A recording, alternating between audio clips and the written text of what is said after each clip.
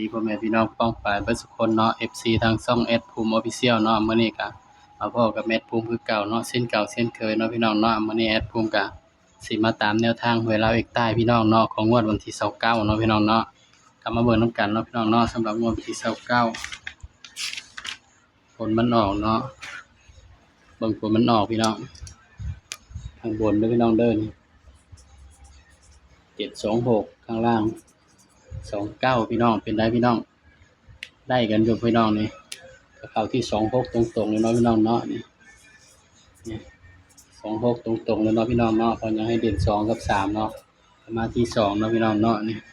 ถ้าแม่นใครซื้อเป็นเนาะแล้วก็ถูกทั้งบนทั้งล่างเนาะพี่น้องเนาะนี่แตกบนแตกล่างเนาะพี่น้องเนาะ26 29ก็ได้พี่น้องก็ถือว่าปังเนาะพี่น้องเนาะสำหรับแนวทางลาวอีกต้าเฮามื้อนี้เนาะกลับไปกันต่อเนาะงวดวันที่30เลยพี่น้องบัดนี้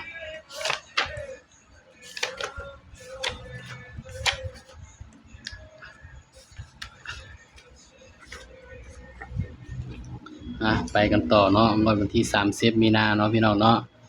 อีก2มื้อก็สิ้นเดือนแล้วเนาะพี่น้องงวดวันที่30เด้อพี่น้องเด้อบัดนี้30มีนา68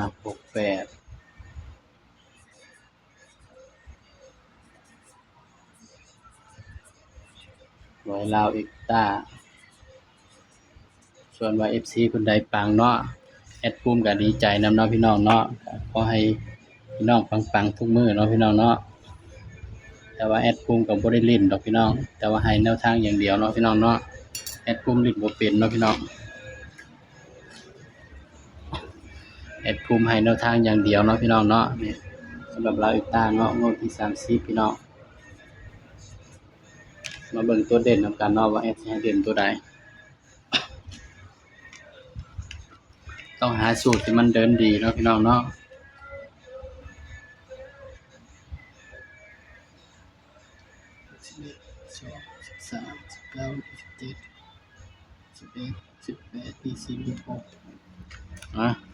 สำหรับตัวเด่นตัวอื่นเนาะพี่น้องเนาะแอดก็ให้เด่นตัวนี้เลยพี่น้อง8 9เนาะสำหรับตัวเด่นนะพี่น้องเนาะให้เด่น8กับ9เด้อพี่น้องเด้อบางเทื่อแอดจ่อให้มันก็บ่เข้าเด้อพี่น้องสายรูดสายวิ่งก็ไปรูดไปวิ่งเนาะเด้อพี่น้องเด้อ แอดให้เด่น8กับ9เนาะพี่น้องเนาะ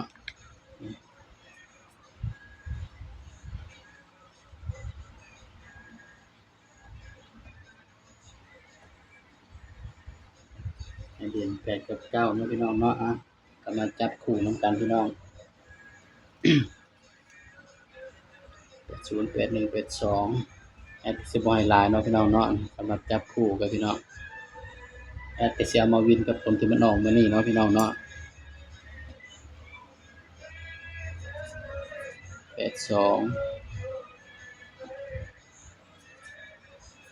86 87 89อย่ามันมาคู่กันเนาะพี่น้อง92 96 97 99นะพี่น้องสำหรับแนวทางเราอีกต้าผู้อื่นเนาะงวด30เนาะพี่น้องเนาะนี่ตัวเลขเป็นเพียงแนวทางเด้อพี่น้องเด้อมีเข้าแล้วก็มีหลุดเนาะพี่น้องเนาะแอดก็ให้เพื่อเป็นแนวทางเท่านั้นเนาะพี่น้องเนาะให้มักก็ตามเนาะพี่น้องถ้าบ่มักก็เลื่อนผ่านเนาะพี่น้องเนาะ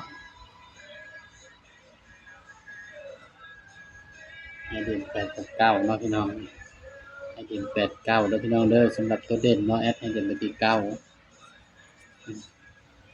นี่ก็เป็นเพียงแนวทางเนาะสำหรับเราอีกต้าเนาะพี่น้อง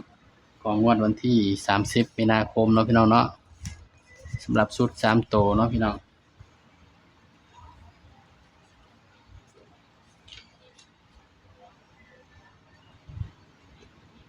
ชุด3ตัวเนาะ